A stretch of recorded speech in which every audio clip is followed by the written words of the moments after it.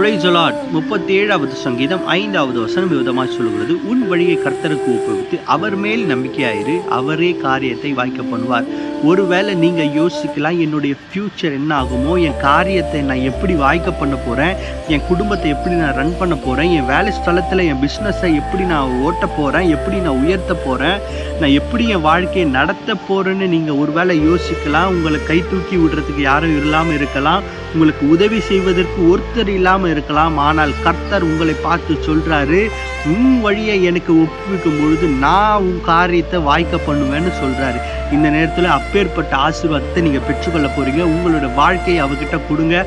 அவர் உங்களை எல்லா விதத்திலையும் ஆசீர்வதிக்கிற தேவனாக இருக்கிறார். அப்பேற்பட்ட ஆசீர்வாதத்தை இன்று பெற்றுக்கொள்ள போகிறீங்க.